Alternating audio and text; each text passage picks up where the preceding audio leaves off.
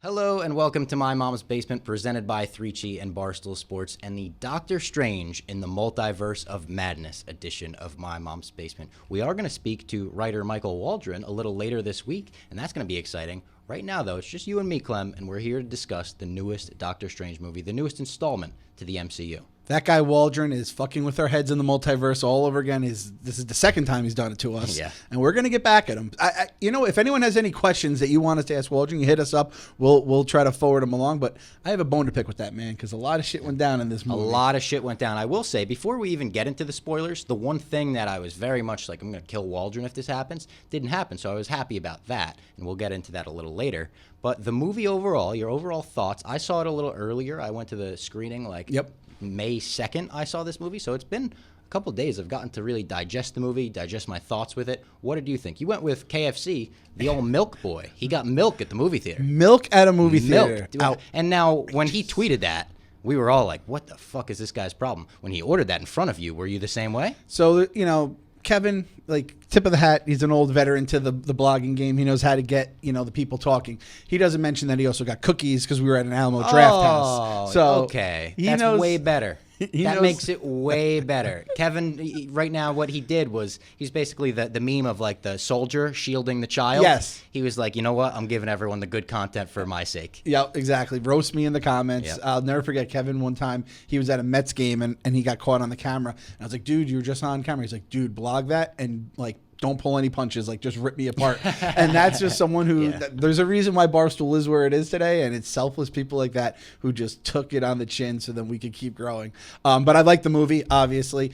I will say I find there's two ways that I've seen in terms of people. People either liked it or they were disappointed by it. And I think if you go into it thinking, is this going to be the all-encompassing world builder, universe builder? Is it going to be the next, another Endgame, which feels weird because this would have been out pretty close after Endgame. And even No Way Home felt like another Endgame in a weird way. Exactly. So I do think, and I didn't know going in if it was going to be one or the other. I talked to you beforehand and you said, it's not this crazy, monstrous movie that, you thought it could be. It's more self-contained. So I went in. I feel like a lot of people thought we're getting 100 cameos in this movie. Yes. And it's like, well, no, not really. It is a very closed story with Doctor Strange and Wanda and America obviously involved in the surrounding characters, but it's not this overarching oh my God, they set up the future of the MCU here. In some ways they did, but in a lot of ways the cameos were kind of contained to that Illuminati scene. Exactly. So and that scene was good enough for that to be all the cameos we needed. There's going to be, we'll be talking about some goosebumps that were hit during that scene, I think, for the both of us. Oh my God, so, yeah. I liked it a lot. I saw last I checked 450 million it was in the box office. Shout out Waldron. Half $1 billion already. So Waldron's a legit nerd stoolie, and he's doing the damn thing at Marvel, at now Star Wars. He's doing Kevin Feige's Star Wars movie. He had Rick and Morty before this. I'm happy for that guy.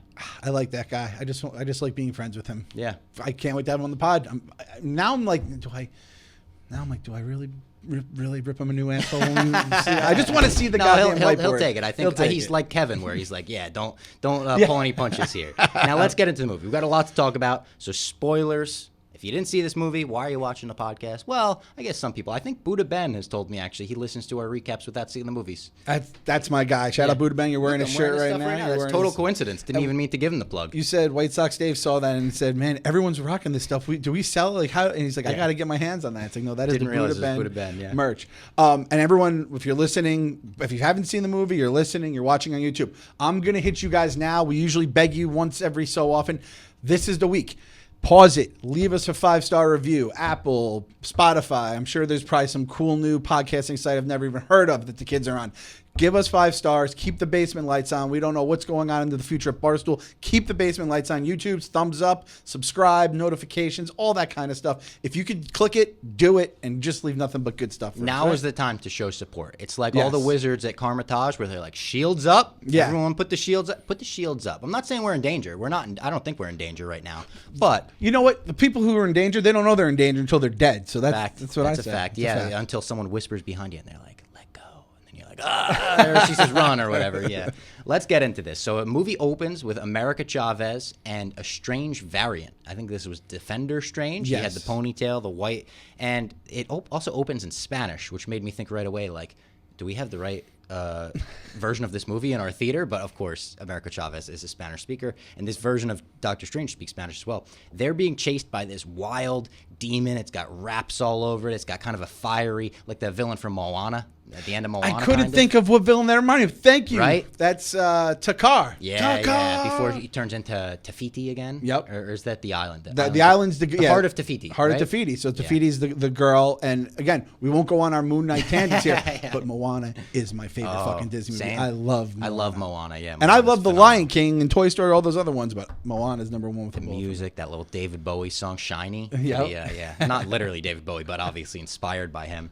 They're running through this space that we find out later is the space between multiverses, which is kind of what Jose told us about on the show. We didn't see like Shumagoreth in there, but he was like, yeah, it's the cracks between the bricks. And that's where they were, looking for the Book of Vishanti. It was that, again, if you haven't listened to the Jose Young's podcast explaining Doctor Strange, it might make things make a little more sense to you, because that's exactly Book of Vishanti, too. As soon as we saw that, we were like, oh, he told us that's the antithesis of the Darkhold. That's like the good version of the Darkhold. And he said if Strange gets his hands on that, oh my God, he's going to be crazy powerful. So like seeing him get killed, going for it here was like, oh shit, he's right. Right there, the Book of Vishanti, which as a Giants fan or a football fan, I think of Vishanti Shanko, which is a deep cut for people that don't know. He's one of those early people that was caught in, like, after a game, he was in the locker room without pants on, and you just saw all of Vishanti. And there's a lot of Vishanti. Oh, my God. So the Book of Vishanti means two very different things. I saw the Hog of Vishanti, and it was fucking nightmare-inducing. And the demon does catch up to him. As they're going for the book, it stabs this version of Strange, and Strange kind of says, like, hey, the only way we're going to be able to do this is if I kill you. It's going to take your power. I need to kill you, grab your power. So he, like, starts going to take it. America gets so nervous and so scared that she creates a portal, sends them both through. He's a corpse at this point, so she literally is bringing his dead corpse to Earth 616, which they confirm later on. It's the first time we ever got that, what they call Earth in the comic books. And that was one of the early things. Jose texted me right after I saw it. He said, I don't care about spoilers. I just want to know, like, a couple things. And one of the things he wanted to know is, like, does Earth 616 get mentioned? And I was like, fuck yeah, it does. I'm happy because as someone that is newer into the nerdier sides of things here, that is learning all the different, Earth names, I'm like, shit, now everyone knows this. So I like when we're bringing the mass audience into, like, the nerdy Reddit culture. Not that Reddit, not the Reddit that's been talked about nonstop here. Like, the Reddit that is, superhero shit. So I'm liking now that we're getting numbers to stuff and potentially more down the road. And this office, by the way, today at least, feels like a multiverse to me in that we obviously have crazy drama going around. And at the same time, I walked through the lobby and I saw Glennie Balls introducing everyone to a mother-daughter OnlyFans combo and Nick getting a swirly at the exact same time. And I was like, we really do it all at this company. This company is a fucking shit show. It is its own Illuminati in its own special way. This nightmare is a nightmare for Doctor Strange, our Doctor Strange. He wakes up having seen everything we just saw in the multiverse, and we learned later on that his nightmares are actually all just different versions of himself in the multiverse, which I thought was so fucking cool. That's the kind of detail in a movie that I was going to say if I was a kid leaving this theater, but even as a 23-year-old leaving this theater, I went to bed that night thinking, like, am I about to see into another multiverse? I'm just thinking about the poor multiverse versions of us that are waking up, can't get the locker combination. Oh, my God. And are taking the test, even though you didn't go to one class the entire semester. And you're thinking, why didn't I just go to one class? Why am I taking this test? I'm going to fail it. And those poor fucks in that multiverse. Those poor fucks. This is probably the best multiverse version of each of us. We got lucky with this. We work at a company where those two things are a possibility. We're like weirdly in that multiverse that they go through later on where it's got the grass everywhere and the memory bank and all that nice stuff. That's the meme. It's the Utopia meme, basically. It looked like that Utopia meme when they went there. It really did. But Doctor Strange fixes his watch. He's getting ready to go to Christine's wedding. Upsetting that obviously Christine's not getting married to him here, but they said they couldn't work it out. He sits down at the doctor that was next to, that was in the first movie. And the doctor has a great, like, back and forth where he's like, I got to ask you, like, was there only really one way? And he's asking about all the Avengers stuff. He's like, oh, yeah, world's greatest surgeon, world's greatest Avenger. I'm sure, yeah, you do it all. And during this, we get this massive, slimy octopus monster that's invisible to everyone except Strange and America Chavez, because Strange has to, like, hit a spell to even see it. Yep. That was cool the way they shot that. And it attacks. Strange jumps off the balcony, puts the cape on, goes to save the day, and he does save the day. They eventually stab the friggin' eyeball out of the big monster. That was the first moment in this movie where I went, this is a fucking Sam Raimi movie. This feels different than the MCU. The whole movie does. That's one of the biggest highlights. I think I said it on the last podcast as well. It feels a little different than all the rest of the MCU movies. It feels like it fits into a class of its own. Yeah, and I know people had said horror was like the genre of it, and you're like, how are they going to pull that off in the MCU? And listen, if you're doing the Buddha Ben and you're listening without having seen it, I will tell you right now, not acceptable for young kids. No, right? I told you that about Sienna, and I think I was correct about that. This is a guy that does no problem for kids seeing human trafficking and all that kind of stuff. If it's bad for Bob, it's definitely bad for the little kids. If they would have put Nirvana over the bad stuff in this movie, I would have been like, yeah, she could probably see it. All right, it'll be fine. That giant like one-eye monster, I thought of as like the Star Monster from Starro, yeah. Starro, yeah. And then Doctor Strange. I mean, you could just list out all the superpowers. You know, like sometimes you'll see like a hero, superpowers, and all that stuff. Being able to tie your tie without touching it is an all-time flex. It's hard enough. I forgot about to that. tie that was a tie so sick, yeah. if you know how to. If you actually use your hands, let alone. And that's how you would really use magic. Yes, you know, exactly. It's all the like everyday minuscule things that you would really want to use it for. Like changing the channel. Where's the remote? You could like X-ray vision see it. The remote. Yeah. Oh my God. Good call, Bob. Yeah. I like that. And the other thing you could do is if you're say at the wedding of the love of your life where it all fell through. I honestly wouldn't have blamed Doctor Strange if this all came out that he planted the monster and he kind of was like, I'm going to remind them that I'm an Avenger that got snapped away 5 years ago and helped save the world 5 years later and got rid of Thanos. And I would have loved that play from Doctor Strange. Even the way he fucking switches outfits, you know, using his magic. Awesome. That's like the magical version. Remember when he had the pull away pants where you could just rip them apart? Yeah. Like that's Doctor Strange's version of that. And his suit looked cool in this too. It looked a little different than the last time we saw it. I think it looked brighter. I think it was like more bright blue, more bright red on the cape. I just thought the whole suit was like, damn, that's a cool design. I feel like everyone that was in the Avengers in the Battle of whatever, what would you call that? New York, like upstate New York. Yeah, the Battle of New York is the first Avengers movie, but the death of Thanos, Avengers campus. Yeah, anyone that defeated Thanos, anyone that defeated Thanos in person, you got like a new layer of paint, and maybe like it's like they changed the uniforms a little this season, not a lot. You can't really tell, but like the hardcore people can tell you. We saw with Thor the picture of him, like they really gave him a new coat of paint on that. He's wearing blue, kind of looks spacey, futuristic. I think him and Jane Foster look awesome in that movie. Yeah, they look awesome. So Doctor Strange, nice outfit, and the cape just always comes through. I forget how just goddamn good that cape is. You always the perfect comparison, the magic carpet from Aladdin. That cape comes through more than you realize during this thing. He might be like the cape is like getting some MVP votes too. Yeah, spoilers jump ahead a little bit, but it gets ripped and then they put the little patch on it. So it's like, all right, it's like almost like the Millennium Falcon when they replaced like the satellite on it. You're like, all right, it's got a little flavor to it now. After realizing that there's actually like witchcraft runes in the demon, he's like, let me go talk to Strange about this. Someone sent this monster to go get America Chavez. This wasn't just a random attack. This was very specific. So he goes and talks to Wanda. And this was the scene that we saw in the trailer where he's like, do you have your theories about the multiverse? Oh, Vision had his theories. Viz had his theories, she says. Yep. And she's cutting all the plants. And then he tells her all about, there's this girl and the monster's coming after the girl. And she said, oh, like, did it get America? And the tone changes immediately. And it was such a well-written moment by our guy Waldron because you could hear in the theater like a pin drop, like, oh, fuck. Everyone realized, like, he didn't fucking say America. And Wanda realized, she turns around, she's like, you didn't tell me the name, did you? She completely reveals what the place actually looks like in a scene almost like the Reality Stone where Thanos reveals in Infinity War to the Guardians, like, great call. I broke this fucking place apart before you even got here. And it's on. From this moment on, really from the beginning on, this movie hits the ground running, and it doesn't let up. There's not a lot of these moments where it's just like, let's sit around and talk about this. It's like, no. Wanda is coming after you, and you better fucking run. She's like, give her up. I want to get back to my kids. Give her up, and I'll get back, and I'll leave everyone else alone. If you don't, your wizards are in big fucking trouble. You and your wizards. When you say like wizards, it makes me kind of pussy. That was awesome. I just love how even Strange said this is real. This feels real, and then it's like this shit is not real. And I was so proud of myself. There's a certain times where I caught the name drop and how she said it, and I was like, oh, I got that one. So I was kind of riding a high. And like you said, this. It was a roller coaster, and it started, and you didn't stop. It just kept going the entire way. And that was another thing when people were complaining about the runtime. I feel like if you added 30 minutes onto this movie, it wouldn't make it like a worse movie, but it would slow down a little bit. I think they were going for that breakneck pace on this movie, where it was just like balls to the wall, very Sam Raimi style. And I'll say that a ton in this movie because I said it last podcast too. This feels more Sam Raimi a movie than like even Ragnarok feels a Taika Waititi. Like it's such his style throughout that I'm like, God damn, it's like undeniable. Mm-hmm. Yep. 100%. And I'm interested to talk to Waldron about working with Sam Raimi, what it was like. And I'm so interested to see, like, I want to know right away, like, where does this script even start?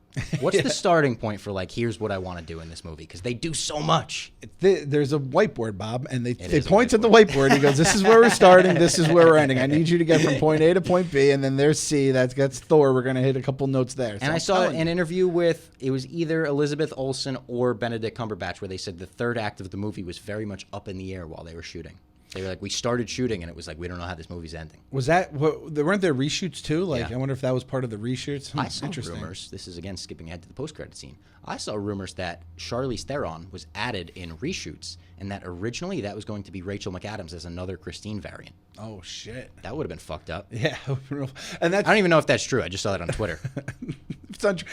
As I learned, people, if you have like a suit on Twitter, people think it's always true. Yeah, there's definitely. so many fake accounts that people always fall, and it always just is some just ordinary looking white dude wearing a suit, and they're like, oh, it must be true, and then 1,000 retweets later. Yeah, I tweeted today. They tweeted like a picture of Dave Filoni's director's chair. They started Ahsoka filming today, and he tweeted like, "Can't wait to see Tamora Morrison spotted on set with a beard," like insinuating he's gonna come play a clone trooper. And I got someone DM me and be like, "Is this confirmed?" And I was like, "No," but they think because I have a blue check mark that I'm saying like I'm giving a scoop. I'm like, no, I'm just that's what I want to see. But Wanda is corrupted by the Darkhold. We saw this in the post-credit scene for WandaVision, where she's like in the actual cabin with the Darkhold. It's like, oh fuck, she's going after the kids. And Strange refuses to give up America Chavez. They go back to Kamar-Taj. Is that what it's called? Yeah. And they just want to shield her, basically. They're like, let's put all our defenses up at Kamar-Taj. Let's figure this out. And Wanda comes. She negotiates with Strange in the air, kind of like they both float up there. And Strange comes back down. Wong's like, how did that go? He's like, not fucking good. She's coming. Let's put our shields up. Oh, and I forgot to mention, Wong does come in that Gargantos, Shumagorath, whatever you want to call it. Yes. The theater went nuts for Wong when he came through. And I was in like a press theater where it's like people don't generally cheer for stuff like that. I was so proud of our guy Wong for getting a cheer when he entered the movie. The official Wong podcast. The number one Wong podcast. Wong, you're invited to my wedding. Yeah, exactly. You're invited to my wedding. By the way, and every time I see Wong as a Sorcerer Supreme, which again, the bowing was a funny running joke they had during this. Every time I see him as Sorcerer Supreme, and this is a Wong guy speaking, I'm always just like, it just feels weird. It's not Doctor Strange because he is the good doctor. After not knowing that all those flowers were fake, like, all right, Wong would have known. I'm not ready to give you the Sorcerer Supreme title back yet, Doc. I also love that Wong is still, even though he is Sorcerer Supreme, a bit of mail time. Like in Spider-Man No Way Home, he's like, don't involve me. I'm getting out of here. He's like, do what you want to do. Wong just wants to drink and sing karaoke. Him and Loud Sean would get along so well. Yeah, he would have to hit a spell on Loud Sean where it like limits him at like 7. You know, you don't want to get Loud Sean at an 8, a 9, or a 10. But Loud Sean and Wong together at karaoke drunk could honestly be like the end of this universe. The multiverse collapses in on itself at that event. Earth 616 ended on Loud Sean and Wong's first karaoke together. So Wanda attacks. Chavez accidentally transports herself and Strange to Earth 838. And Maximoff is using the Darkhold. She's using the tactics we talked about before, where she goes up to the one wizard and she goes, run. And the guy's just like, what the fuck? And I love the way they shot some of that stuff. Like the way they shot the dream sequence that we'll talk about later on, where it was like Wanda was kind of everywhere. She was kind of like she could project herself with the dream walking and stuff. That was awesome. And she does get the Darkhold. It's destroyed by a wizard who sacrifices himself. I was stunned when they destroyed the Darkhold because I was just like, oh, I thought she needed that. Clearly she didn't. She found the runes elsewhere, but he stabs it with a fucking knife, which I was like, oh, that's all you need to do to destroy the Darkhold? Like, you could have got one of those famous guys that fucking, you know, the people that could rip a phone book in half, like, get one of those guys, rip the Darkhold in half. And she kills all the wizards at Kamar-Taj, basically. It takes Wong hostage, beats the fuck out of Wong in this movie, though. He gets his ass kicked for real.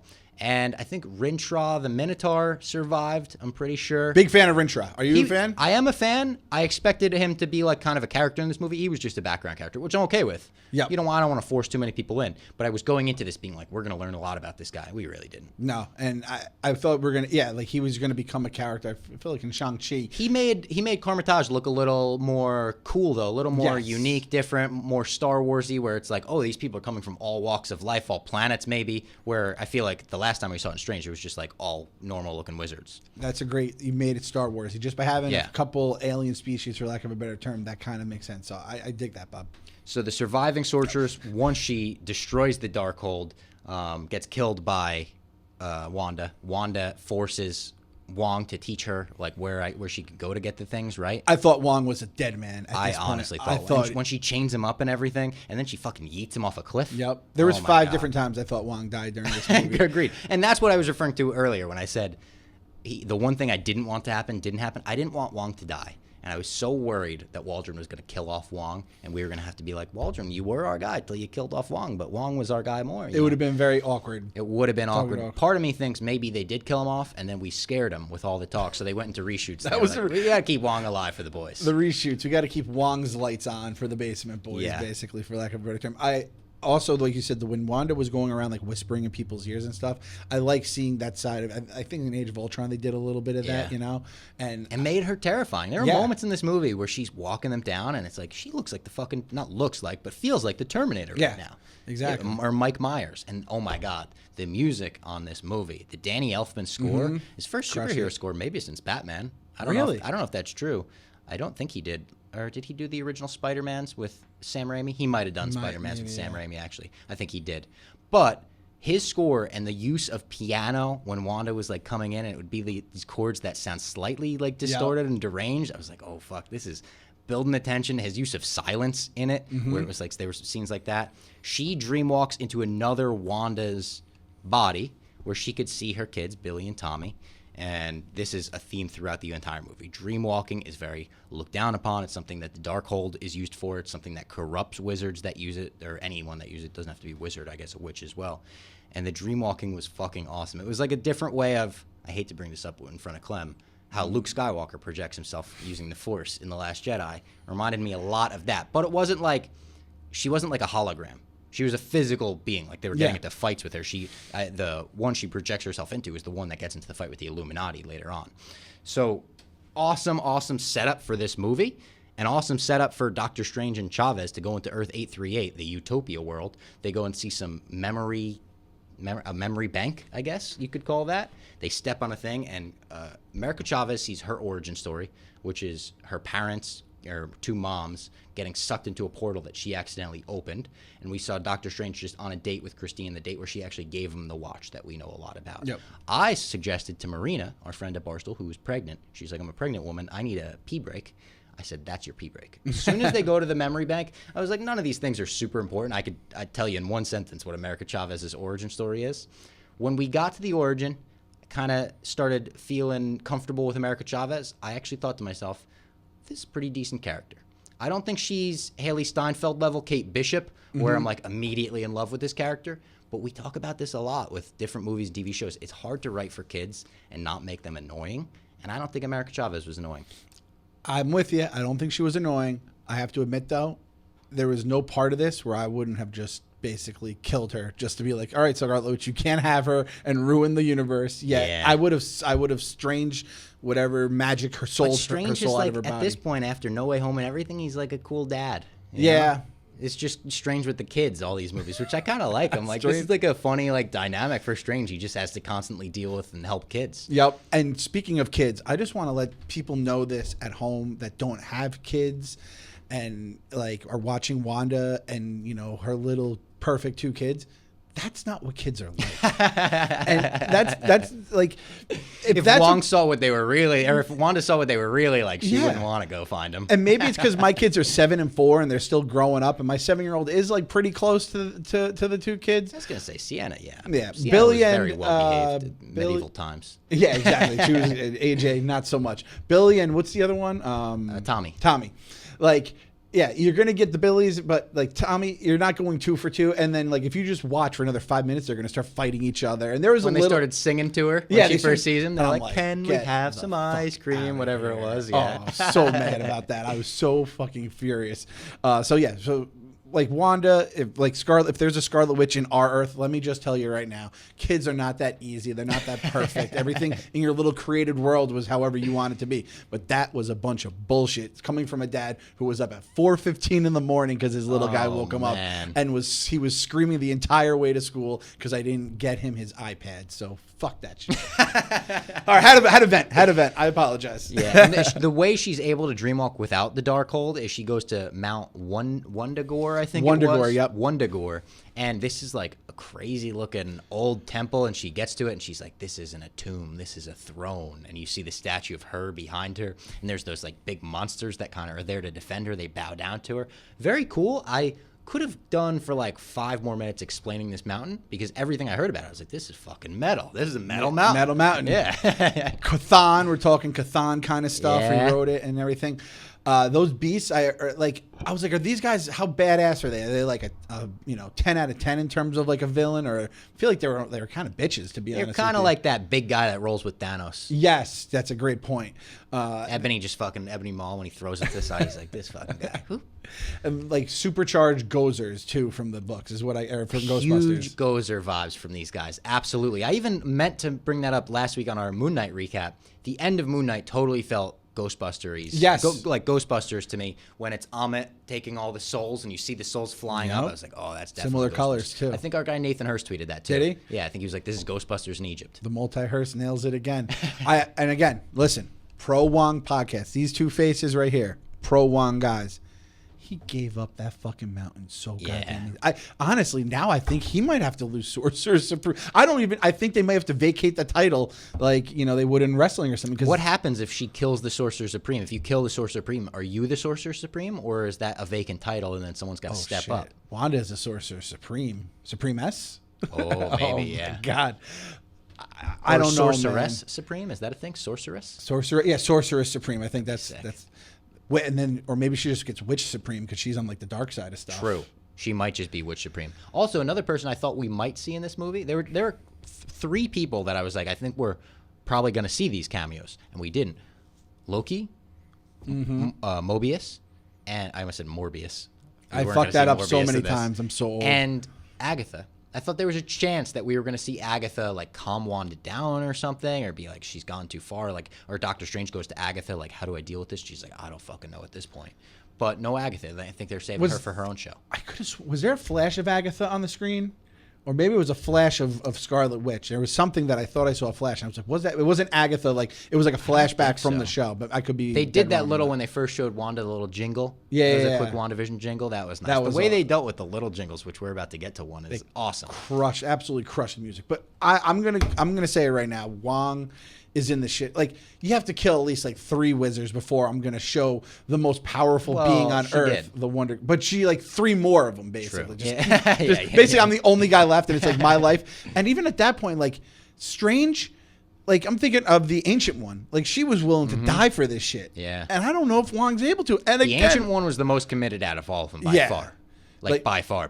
That's like even the though cult she leader. did when she found out about the multiverse ending, she was like, all right, Hulk, I'll give you the fucking stone. But she had to be convinced, and she was right to trust her instinct. I don't know about Wong. It's not like Wong saw the all these different endings here and thought this was the only way to go. So I don't even know. Fuck it, let the Minotaur be Rintra. That could be our new Sorcerer Supreme at this rate. So while they're searching for help on Earth 838, they run by the Sanctum and they see the statue of Doctor Strange. And it says that Doctor Strange was killed defeating Thanos. It's like, oh shit, this is the Supreme Strange that was in this universe. And a door opens and we see the new Sorcerer Supreme of this universe, Mordo, from the first movie. And Strange is like, holy shit, that guy tried to fucking kill me. And he walks right up to him. He's like, my brother. Gives him a big hug. And Strange shoots a great look at America. Like, I don't fucking know. Maybe in this universe he likes me. They go inside. They start having tea with Mordo. It's a good time until it isn't. That fucking universe was so awesome too. I loved it. The red means go. Right? That was funny. Yeah, the whole thing where you have to always eat and just go with pizza and pizza container. Pizza balls, the Pizza Papa. Pizza Papa, which that was a cameo from the Evil Dead guy. Yep. I wish I knew his name. People are going to be so pissed at me. I'm going to pull it up. They go back to high school, I believe, and it's like a thing where he's always in Sam Raimi's movies, which is awesome. I think he's been in like pretty much it. Bruce Campbell. Yes. And we could skip forward to because it's not really a spoiler. His post-credit scene was so funny. It reminded me of when Captain America's like, so let's talk about the versions of patience, or the virtues of patience, or something like that. It reminded me of that. It was very meta, the way he looks at the screen and he's like, it's over. I was so happy. I looked at my after credits app, and it basically tells you for any movie you want to see if it has a mid credits and then an after credits, and then it gives you, people can rate it good or bad. So you can know if it's going to be worth your while, basically. And the first one, the mid credits in this one was like 93, and then the post one was like 60. And I guess a lot of people were like, I waited all this time for this joke, you know what I mean? Exactly. So I liked it because I set some people up for that. I wish I would have texted you. My friend said, "Are the post credits amazing?" And I was like, "There's one that's cool and there's one that's funny." They did both. But they get the pizza papa, which Doctor Strange then makes him just start punching himself because they don't have the money for it. And it was another funny line by America where she's like, yeah, you guys have to pay for food in this universe? It's crazy. Almost all the multiverse, you don't have to pay for food. Such a kick in the dick. Just hearing stuff like that is like, man, I wish this was reality. Yeah. They also, forgot to mention this, because I'm going through, by the way, if I forget to mention anything, I just kind of bullet pointed the Wikipedia plot summary, and I'm going as I remember. The scene where they actually go through all the multiverses and get to this universe was amazing. When they talk about the special effects, holy shit, give this special effects team a raise who did this scene. The paint universe, the cartoon universe, the dinosaur universe, the one where he went through and he's all cubes. It was so fucking trippy. I was like, this is what Jose was describing when he's talking about, oh, your favorite artist in Doctor Strange. These are the visuals that the people are drawing after. The amount of, I know during COVID, I think it was a lot of the special effects. It was so hard because there was such a bottleneck on getting the resources. Disney must have been like, we're going to spend through the nose. We'll hire whoever we can, just get them on. And they absolutely crushed it, man. They crushed it. There were some scenes where the character CGI, I thought, felt a little off. And I thought to myself, like, they probably spent all the time on the multiverse CGI. Yep. And when it gets to the point where, I think it's when Wanda's trying to get the Darkhold in Kamar-Taj, and she's using the reflections to get through. And they're like, cover up all the reflections, the puddles. And she crawls through, like, the symbol, and she looks all weird, and she like uncracks her spine and her neck or whatever. That I was like, okay, she kind of looks like a video game character. But other than that was the one scene really. The rest of the scenes, I thought the CGI was really fucking impressive in this movie. Yeah, and again, the one where they're paint and then they kind of bring it back. Obviously, the dinosaurs, Savage Land, that kind of stuff. And I'm always whenever they like a comic book character turns into a cartoon, I always kind of geek out a little bit. Oh, of course. You know? And it looked almost like the What If cartoon style. Yeah. I was like, oh, that's fucking cool. Maybe that's the What If universe. All right, I just got to cut off the podcast real quick to tell everyone about the new exclusive ticketing partner of Barstool Sports. That is Game Time. Game Time is the best ticketing app on the web, on the internet, whatever you want to call it. They cracked the code on how to score last-minute deals. Everyone pretty much knew about this. It was like the internet's worst kept secret that if you wait until the last minute on concerts, musicals, sporting events, whatever you want to go to, the tickets will drop on all ticketing websites. Game Time perfected how to do that, and now they're the only one I use. They're the best in the game. Go to the Game Time app right now, download it on your phone, tablet, device, whatever you've got. Create an account tab at the login, and then redeem the code MMB, and you'll get $20 off your first purchase. No questions asked. Terms apply. It's great. I love Game Time. I've used it before. I'll use it again. Code MMB gives you $20 off your first purchase. And while they're having tea with Mordo, they start to feel a little weird. They start to feel a little wonky. And we realize they just got drugged by Mordo. Mordo is not the brother that we thought he was in this universe. And I went into this, like, it's so funny. Looking back, if you told me at the end of Doctor Strange 1, all right, they're going to see Mordo, I would have just been waiting for, like, a legit fight. Fuck this guy. Mordo's the enemy. And then we basically were Doctor Strange as the audience. We said, fuck this guy. We give hugs. I put my guard down. I don't know about you. No, I put my guard down, And then I felt dumb for it. As soon as the screen gets all woozy and hazy and stuff, it's like, and then Strange, like, guy can stop any magical spell you spin on him because he's the sorcerer, or was a sorcerer supreme. Yet falls for the old tea trick. Can't get a roofie out of his system. He can't like make himself throw up or something. Yeah, he wakes up, and this is the scene that we've seen in the trailers where he gets brought to the Illuminati. This is, oh my god, this is the best part of the movie right here, in my opinion, at least. He's brought in by these Ultron bots, who we didn't really get much of an explanation for. I assume this is just a good universe where that went well. And he's brought before the Illuminati. And the Illuminati in this movie consists of the Sorcerer Supreme, Mordo, Peggy Carter, Captain Carter. I almost said Captain Britain, but Captain Carter. She looks great in this, by the way. Yeah. In the suit and live action, awesome. The jetpack, all of that. Great character design. Getting the preview in What If and then seeing it brought to life was like, oh shit, they Awesome. nailed that. That's the way to use What If right Yeah. there. Like, show us the variants before you bring him in. Black Bolt, someone that Jose told us a little bit about. And this is also the same actor that played Black Bolt in the Inhumans TV show, which is apparently one of the worst things ever created. I haven't seen it, but he doesn't wear the suit or anything in that show. So it's like kind of a complete rehaul on that. Maria Rambeau as Captain Marvel, another cool suit design for her. It was similar to the Captain Marvel suit, but just different color scheme and whatnot. Reed fucking Richards, the space engineer, the aerospace engineer. There he is. Got him. And it's my fucking guy, John Krasinski. How long have I been on this podcast saying he's the perfect Reed Richards? And unfortunately, I don't think he's going to be the MCU's Reed Richards going forward. I think we got all of the Krasinski as Reed we got. But I was so happy to see him. I was going, but I couldn't even focus. I was going so bananas. And then before I could fucking think about it, we get the yellow floaty chair coming out with the X-Men theme.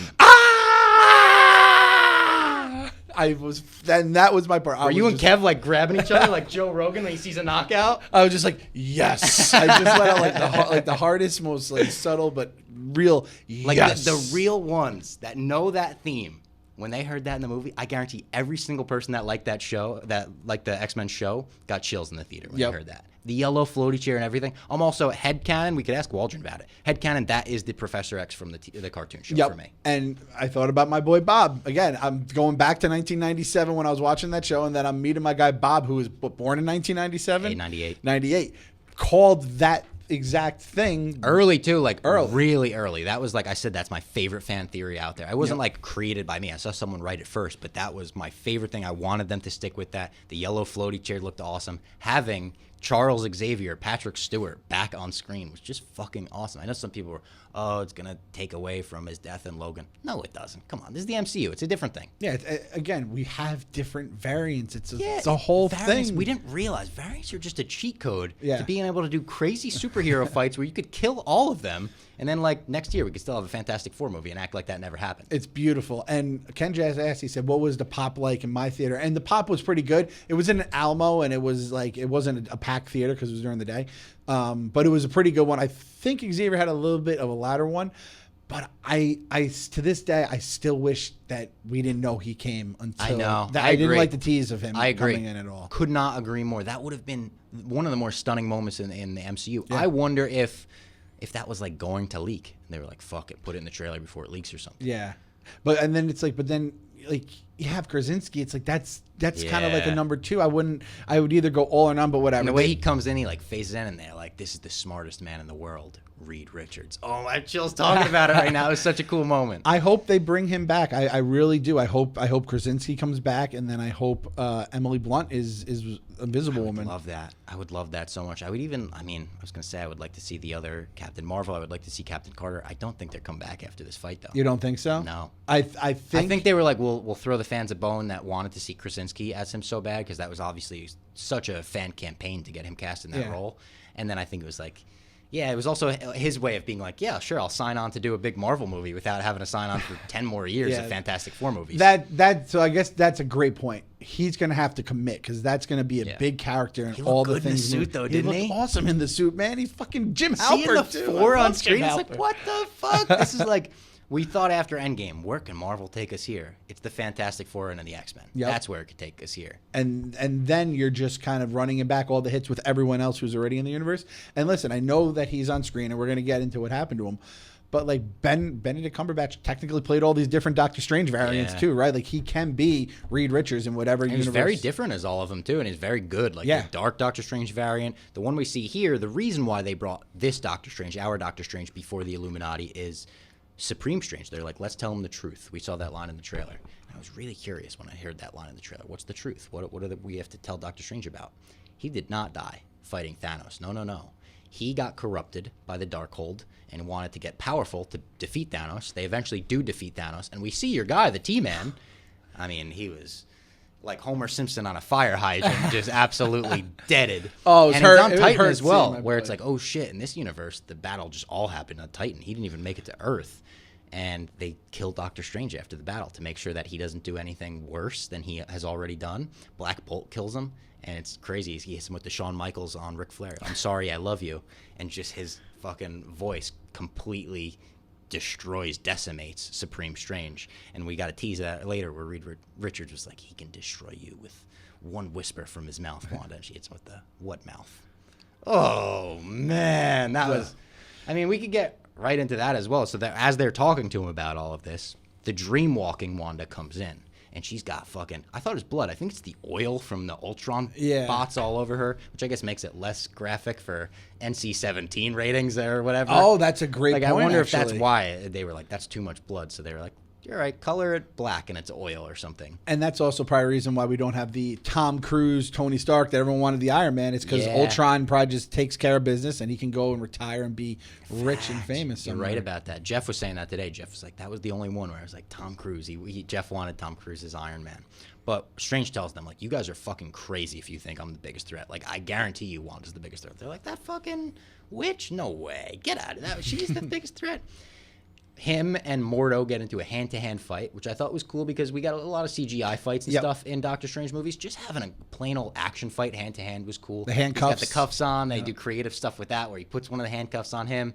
And then not Doctor Strange, Professor X is like, I trust this one. He's like, let's let this one do it. He's the only one that trusts him. We get the Illuminati fight at this moment where Wanda comes in, gets that moment there. Reed Richards is like, Wanda, he could destroy you with one fucking thing of his mouth. This is, I'm calling it right now, the most brutal moment in the MCU. She goes, what mouth? We cut to him. He's got no mouth. He's like, His fucking brain explodes through his skull. You see it come out the side of his helmet. What the fuck? My theater gasped. Everyone gasped. Then Reed Richards goes after him. We see the fucking long arms. It's like, oh shit, those are superpowers. Turned into spaghetti, noodles, right away, like a paper shredder. Then who's the next one? Is it Maria Rambeau comes after him? They get into a fight. She puts up the best fight by far, Captain Marvel. Peggy Carter, split in fucking half by the Shield, Snoke style. Yeah, that's what it was. Through the fucking shield, and then you see her like in the background blurry, but like clearly like split in half. Like, holy fuck. I saw someone already made a custom Funko Pop where they like sawed the Peggy Carter that they had in half, and then they put the shield, they put the blood and everything. It actually looked pretty good. Maria Rambeau is killed by a big statue falling on her, where it's like she puts the arm out and then boom, it's kind of like a horror movie scene. And then our guy, Professor X, holy fuck. He goes into his dream sequence kind of thing using his mind, and they had great effects for that. The waves, you see the waves coming off his head. I was like, that's like the fucking cartoon. And it's all white. He's in a fucking Steve Jobs turtleneck, and he sees Wanda trapped under rubble, and he's like, Wanda, if I could pull you out of this. He's like in Wanda's mind right now, I guess. He's like, if I could pull you out of this, maybe she'll stop dream walking. Wanda fucking sneaks up behind them, the witch Wanda, snaps his neck, and just in real life, like, he snaps his neck and he's dead. Holy fuck. When she did that, it didn't even set in that like she had just killed Professor. I was like, oh my, she just did that. And I just saw her kill a fucking full Illuminati worth of heroes. She killed the whole and like barely broke a sweat. Yep. Captain Marvel was the only one that really like had any type of back and forth with her. Captain Carter for maybe a second. I could do this all day. She did say the line. Oh my she god, said the theater went line, crazy for that, and I did too. You know, that was the come meme where I'm all over the computer or whatever. That was one of my favorite fight scenes. Honestly, maybe one of my favorite scenes in recent memory in the MCU, just because it was so shocking, so like, holy fuck, X-Men, Fantastic Four, we're getting the true like multiverse here, the height of the multiverse. And then the scene that followed where she's chasing them through the barricades and they're closing every door behind her, that felt straight up horror movie to me. I saw people describe this as soft horror. I was like, that's the way to put it. That's a good way to put it. Because it's not a horror movie, but it's a movie with a ton of horror scenes and horror elements. So we had talked about this, I think, dating back to WandaVision, or maybe and I don't think we had talked about it much in Endgame, but I was looking forward to seeing Wanda as the big villain, the Scarlet Witch, as the big motherfucker that is so powerful, could just fuck shit up. And boy, I'll tell you, I didn't like seeing all these beloved superheroes die on screen, but I love seeing her just go. That's a way to show her power. Yeah, exactly. Like that was what Jose was setting us up for. He's like, Wanda should be like the most powerful, like doesn't even fucking care about these superheroes and completely decimates him. I mean, Professor X, like, yes, this is a guy in a wheelchair and whatnot, but he's been shown in the comics time and time again to be, with his mind, stronger than anybody.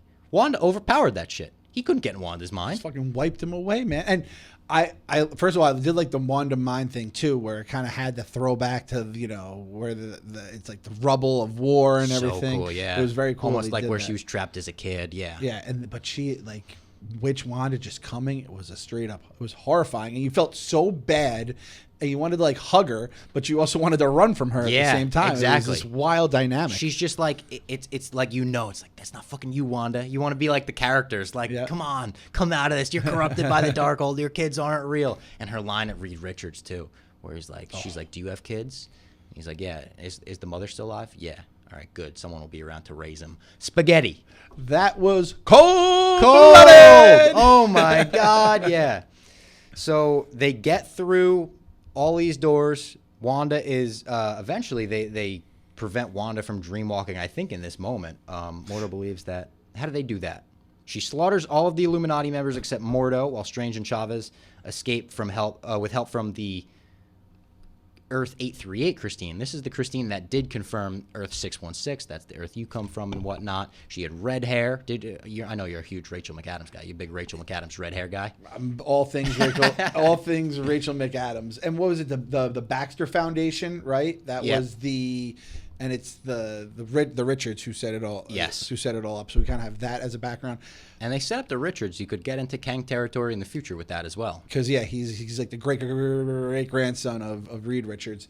I'll tell you, Earth 838 is in a little bit of trouble because they just lost their Illuminati to a fucking Scarlet Witch. Like immediately. Yeah, they really couldn't have underestimated her anymore. Old takes exposed all over Earth 38. Yeah, I don't know what the fuck Earth 838 is going to be. We probably won't see them again, but I imagine it to be nothing but bad shit. The Illuminati kind of sucked. They did. In terms of, like, our Strange is definitely a good guy, and they just thought he was a bad guy. Well, by the end, he does. Shout out the X-Man, Big Professor X. The only dude riding for Strange. And I as an X-Men guy, I was like, there we go. There's Charles Xavier. Even what was the line? Oh, he said, like, oh, I believe. Oh, fuck, I wish I got that line correct, but he's like, I believe in change. Yeah, and that's from Days of Future Past. Yes, and it was like such a good fucking callback where it's like, Waldron, you motherfucker, quoting Fox movies now in the MCU. It was a great quote. Just because someone stumbles and loses their path doesn't mean they're lost forever. That's so Professor X. That's so just like you could hear him saying that in the cartoon, and that's the end of the episode, and that's the lesson the kids learn at the end of the day and stuff. Your little PSA for the day. Exactly. Like, oh, so well done. I can't wait to talk to Waldron about that scene in particular. But they escape to, now they go back to like the space between universes, and he puts in his watch to like open the door. Very cool how they did that. And this was the shot from the trailer where you really see, oh my God, here's all the universes, the Book of Ashanti, still going after that. And they get stopped before they get to the Book of Ashanti. It is as I mentioned before, the antithesis of the Darkhold. This is the good book. This is the book that Strange gets his hands on it. He becomes the most powerful Sorcerer Supreme of all time or whatever. Cannot get that. And it's actually destroyed by Wanda. She appears, destroys it, takes over America Chavez's mind, then uses her powers to send the others to an Incursion destroyed universe, meaning Strange and Christine Palmer. They get to this universe. It's the one kind of like we saw in What If, where it's like black things goo, are bending like together, lava floating. lamp. The goop. And they're like, "Fuck! This universe fell in on itself." And they walk to the sanctum, and it's not like Bleecker Street like we know. It's completely desolate except for the actual building. He goes in there and he meets Evil Strange. This is, did he have a name? Evil Strange? He was called different things. Because he wasn't like, I don't think this was the Strange from the What If show. I think it was just a straight up different one altogether. But this is a Strange that got his hands on the Darkhold, was corrupted by the Darkhold, and it also like took a bit for our Strange to realize that. He was like, wait a minute, Darkhold, what the fuck? Dude, when you walk into this haunted house looking sanctum, you got to know this Strange is fucked up and corrupted. Like, there's water coming in the lobby and shit. Like, this isn't just like you had a long weekend, Strange. This is like water. Like, what is the whole thing? Like, if there's broken glass, it's usually a sign that there's like crime in the area. It's like water in a bars haunted on the windows, mansion. they say. Like, bars in the windows. Like fucking, there's like lightning inside the house. Like, of course, this guy is fucking corrupted. But he played this Strange well too, where he's creepy, coming down the stairs in the shadows. He's got kind of a longer beard. Reveals that he has been corrupted by the Darkhold, and he's defending from the fucking demons or whatever. And then we get this awesome fight scene. This is I don't want to say my favorite fight scene in the movie because the Illuminati scene was obviously crazy, but this is It reminded me of Doctor Strange 1 in the way that he defeats Dormammu by just being unique, and I'd like to bargain with you, and he goes over and over until he annoys him. He basically defeats Dormammu by annoying him. By annoying him, yes. The fact that they said, how do we do a unique ending to this Doctor Strange movie? And Waldron came up with, he's got to fight himself using musical notes. Oh my God, I went crazy for that. When they throw the notes and you hear almost like the Dracula type. Dun! That was so fucking cool. And even the one note that then goes and hits the big ball of energy magic that they were working with, I thought this was amazing. Other than the Illuminati scene, this was the main thing. I left the theater and immediately went to Ken Jack in the lobby. I said, the Illuminati scene and that music fight were the two coolest things I've ever seen. How about a boy Doctor Strange just getting dumped nonstop too? And yeah, Christine just he's like, would we work out in this universe? She's like, nah, I couldn't figure it out. So now I don't even get mad at that Doctor Strange for kind of snapping and going to all those things where he says like, if you ever had a dream where you fall off a building, that was probably me pushing you or something like that. Like that was a great line. But yeah, that scene and the Fifth Symphony or whatever, just everything just hit there. And he kind of said with the music, it hits those weird notes and everything, and it kind of played in to the rest of the movie. So I was with you. The little musical note flying through the air was fucking awesome. He defeats this Strange, throws him out the fucking window, gets stabbed by the fence. Another scene where I'm like, oh my God. I didn't see that. Like when he was falling, I did not see a fence. More of a gory. Yeah. Is this the goriest in terms, not, it's not blood and guts gory, but in terms of the MCU in relation to all the other movies, this the goriest? I think it is. It has to be, right? The eye in the beginning, all the shit with the Illuminati scene, just the Black Bolt scene in general. I mean, if anyone has one that's worse, tweet at us, and I'll definitely crow on it. But again, these movies are like famous for kind of hiding the blood and guts. Thanos getting his head chopped off was a holy shit moment. That was a good one. But that's it, though. Like, there's not like five other... I dropped a Thanos quote on the Canelo broadcast. For anyone that was watching, Dave was saying, like, a fight, it's got to be demoralizing when you're beating the shit out of somebody and they just look up at you like you're not even getting me. And I said, in the words of Thanos, all that for a drop of blood. Yeah, my guy Bob. Pretty good shout to the T-Man on the Canelo broadcast. I was probably the only broadcaster to drop Thanos' name that night. And that's why we stand. So he defeats him and then brings Christine into the house and he's like, you gotta watch me because I got an idea and you need to like help defend me. I might be attacked by demons. And she's like, excuse me? He's like, no, don't worry about it. Maybe demons attack me. What he needs to do is get his soul, basically dreamwalk, into his own body. He's like, you could dreamwalk into a body. It doesn't have to be alive. And then you realize, like, oh, fuck, he's about to dreamwalk into that zombie that we saw in the trailer. Dreamwalks into him. I think he does use the Darkhold to do this. He is corrupted in that way, but he's like, it's the only fucking way, like in Endgame, only one way. And he is a zombie. He flies or he teleports to Mount Wurga fucking Churga and Wundagore. And takes control of the demons. They start trying to attack them. Then he realizes he could like control them using the dark magic that he's currently using, and they look crazy with the fucking black skulls, almost like what they called the Dementors in Harry Potter. Yes, I just think of that. I think of Prison Mike. Prison Mike. That's the same way. Man. Every time I think of that, and eventually learns to use them as a fucking cape, which is the most metal shit I've ever seen. A zombie using demons as a cape, flies over to the mountain, gets into this fight. He tells this part was so Sam Raimi and goofy when he's just straight up talking to America Chavez, but he like looks like a zombie, but he's talking normal. He's not like, oh, here's what you have to do. He's like, no, here's what you have to do. America Chavez, I'm not gonna let you die. And he's missing like part of his jaw as he's trying to talk to her too. And Wong, we realized when he got yeeted off the cliff, did not die, thank God. I didn't think he was dead from that. Because like I said, Marvel, you got to see the body. You got to know. Even like someone like Maria Rambeau in this movie, I'm like, is she really dead? We saw her arm go down, which generally indicates that, but you didn't see like a dead body. So I'm like, I don't know. He is able to come up with the help of our guy Rintrah, the Minotaur, a new guy, Rintrah, the Minotaur, and a couple of the wizards at Kamar-Taj. And he throws up the thing. He pulls down the demons. They go flying after him. And we get this like ending sequence on the top of the mountain, which was interesting. It wasn't like a big, massive, crazy CGI fight. It was Wanda having a Kingpin from Into the Spider-Verse moment. Ah, good point. Right? Where she goes into the different multiverse for the family, but Kingpin's fucking up Spider-Man in that movie. The family sees it, and she, like, hurts herself, and she looks, like, fucked up. She looks a little more, like, witchy, and the kids are just terrified of her. Absolutely. Like, please don't hurt our mom.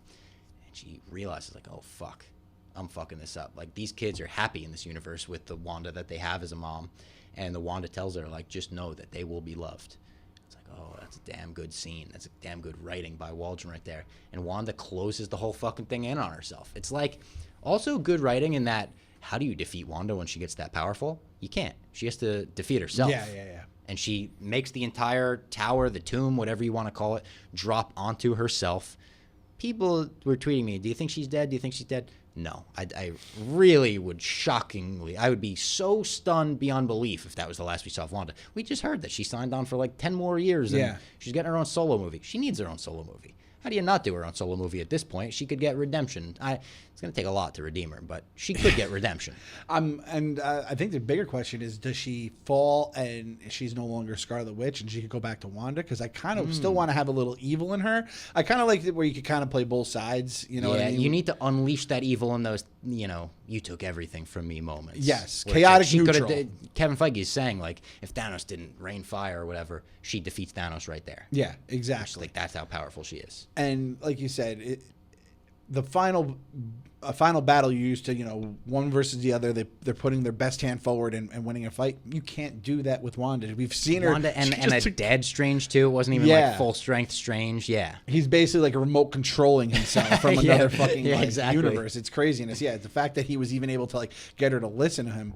But there was some cool things with that other universe with that Wanda where there's like I know they said like it was like Oswald the rabbit, and then they were like watching Snow White and the Seven Dwarfs where the person's a witch. There's even the 2003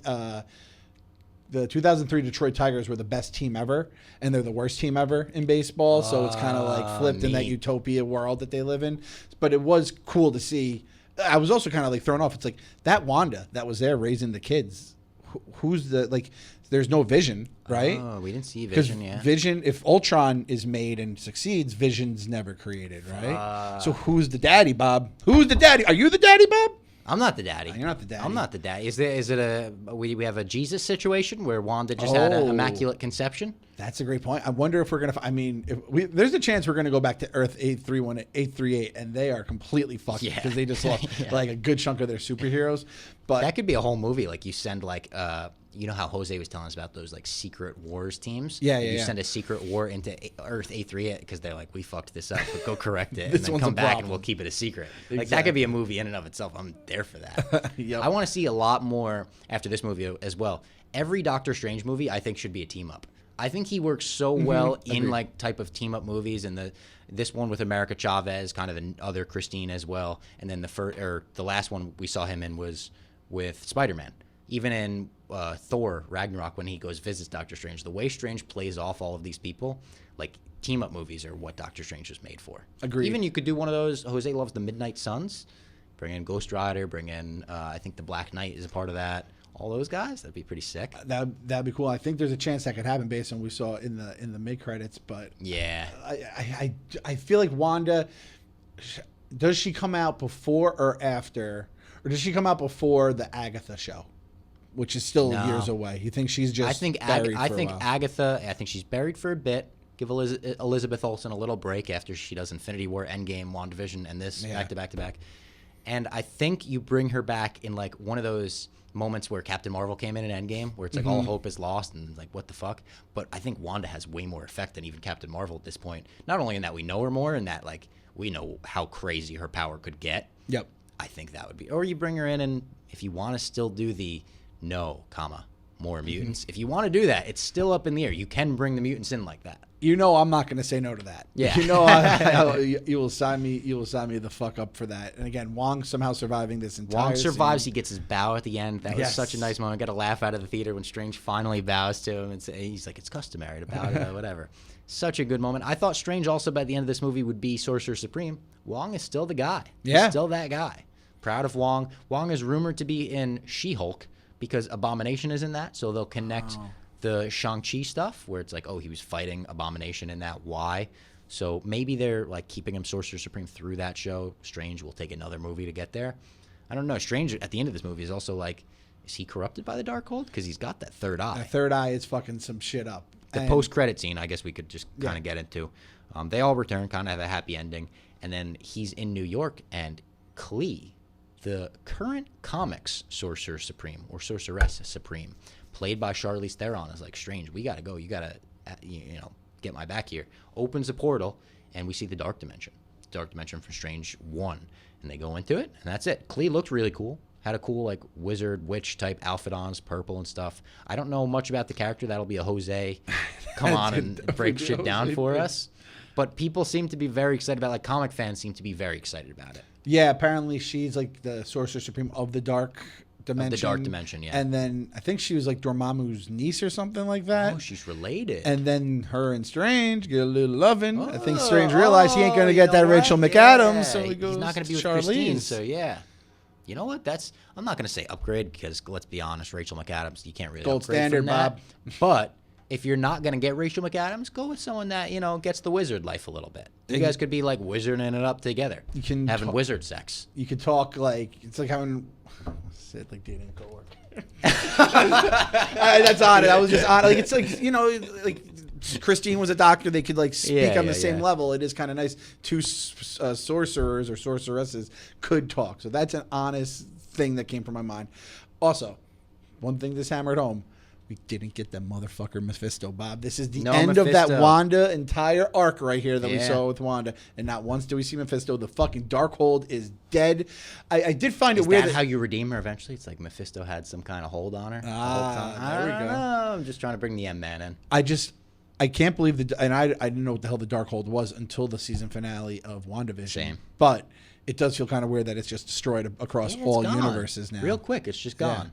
Just with a knife in the middle, too. I thought you would have to hit some kind of crazy spell or some kind of throw it into, like, Lord of the Rings. Throw it into the fucking volcano or something. The at the volcano top of where it was made. Wichita or Wundagore, whatever they fucking call it. I love it. You're the guy who can't pronounce. I'm happy that today Bob is the guy.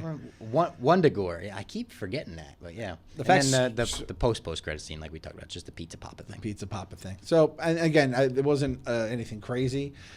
I did see something, though, that kind of fucked my brain up here. So this was on, I saw Reddit, Stone 500. So there's a lot of shit up in the air right now after, like, this beginning phase of the MCU.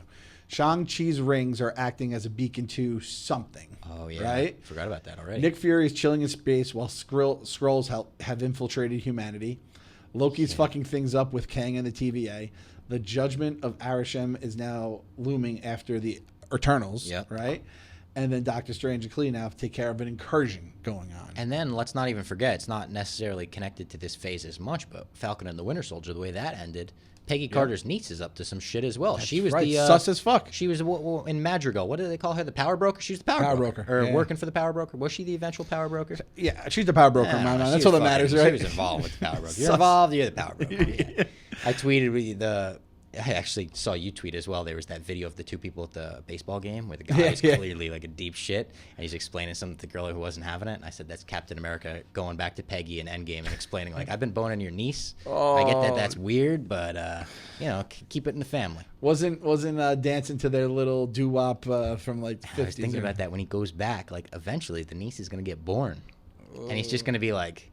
You have to hold it for the first time, and you're like, yeah, this is weird. I love the babies. Yeah, just a strange situation for our guy Cap, guy Cap. I'm not going to do anything different. I'm not going to change his time at all, except I'm going to make sure that baby isn't born because I'll make sure the parents never meet each other. The whole month that the baby would be conceived, he's like, why don't we go out all night? Let's drink all night. Go to a ball game. yeah. Just having all random ideas.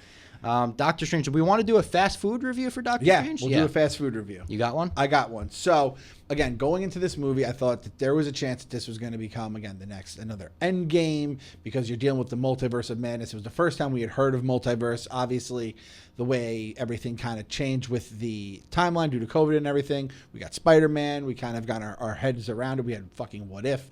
So... it wasn't what I thought it would be, but going in, I thought it could be. Thank God my guy Bob told me it was not going to be the case, self-contained. And I'm going to say it is an In-N-Out burger. And this is going to, I know this is going to be a crazy, like it could be a, what's the word about it? Divisive stance here, but this is how I feel about In-N-Out burger. It's good. I think Nick actually said this recently on the dog walk. In-N-Out burger is good. But when you're told it's the greatest thing you're ever going to taste and blah, blah, blah, blah, blah, I go in with, that's the first time I had an In-N-Out burger. I went in with these high expectations, and it didn't meet them. But it's not trash either. It's a good movie. This is a good movie. It's self-contained. It's not completely life-changing, but it definitely is good. And it was actually quicker than I expected too. Like In-N-Out, where you go in and out. Oh, yeah. 2 hours, 6 minutes was an absolute dream. Only took 1 pee break. So In-N-Out burger. That's a good one. I also have one. It was something that I mentioned last week on the show and talking about Moon Knight. I said this was a good thing. And I'm going with the Chicken Shack from Shake Shack. Now, my reasoning behind that, I think it's a really good, really, really good sandwich, and I get it every time I go to Shake Shack, but it's not the greatest chicken sandwich I've ever had. That would be the Popeyes in terms of fast food and stuff. And it's something different. Like Doctor Strange is a little different from the MCU, Chicken Shack's a little different from everything else in the Shake Shack menu because they got a trillion burgers and then they got like 1 chicken sandwich. And it's different. I like it. I go for it every time. This is a movie that I could definitely see myself rewatching. Like the second it hits Disney Plus, I will have this. I could see myself going back to the theater, honestly. If I have like a boring day or something, I also want to go to the theater and see, a little side tangent, the massive weight of unbearable talent, the Nicolas Cage, Pedro Pascal movie. Yeah. Caleb, I talked to in Vegas, said it was his favorite movie theater experience he's had in years, and he went to see it twice in theaters because he loved it so much. Wow. Caleb was like, it was an absolutely phenomenal 100 out of 100 movie.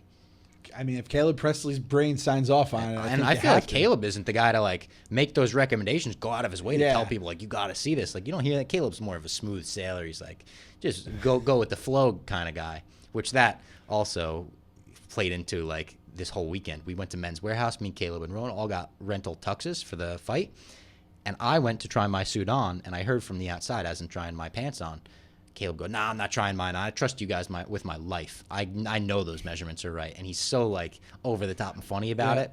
He comes out of the dressing room night of the fight. His suit was 10 sizes too big. It looked like one of those joke suits that he wears for his videos. He's like, what the fuck is this? He's like, this is clown mode right now. I look like a clown. He put his vest on. You know, a vest usually have the strap in the back to make it tighter. No strap in the back at all. So he's just swimming in all of his clothes. He eventually puts on Vans just like me, too, because he just wanted to be comfortable. Our shoes were not on the broadcast. And he's walking around in Vans, full tux with a red bow tie. And he's like, I look like I'm taking tickets at the fucking movies. That's amazing. If only Caleb could do something like that. What a wild And he pulled it off, too. You know, Caleb's one of those cool guys where like nobody even noticed on the broadcast. But yeah. So goddamn cool, he could pull it off. So goddamn cool. So there you go. It was a Chicken Shack from me. Yep. And from you. In-N-Out burger. In-N-Out burger. And with all this, incursions mean Secret Wars, apparently. Yeah. So, like, keep an eye out for that. Again, we're saying... I wonder how far away that is. And I wonder if the Russo brothers are feeling enough time away where we could maybe get them back for that. Because, like, listen, I love Waldron. I love all the Marvel guys. Love Feige. I want the Russo brothers back eventually. You bring the closer in to close the game. You bring the closer in. Yeah, exactly. Bring in Mo Rivera when you want to. Exactly. Put it up on the W on the Those are the guys I would go for. Even Fantastic Four we were talking about on Lights, Camera, Barstool. Jonathan Watts stepped down from directing it. Said he wants to take a break from superhero movies for a bit, these big budget movies, which I understand after doing back-to-back Spider-Man movies, how fast he did them. I said Brad Bird would be my first pick, who did one of the Mission Impossible movies, more famously did The Incredibles. I said, you do The Incredibles, you know how to make a Fantastic Four movie. You know how to make that family work. If not for them, imagine they got the Russos for that. You bring those new characters in with the Russos?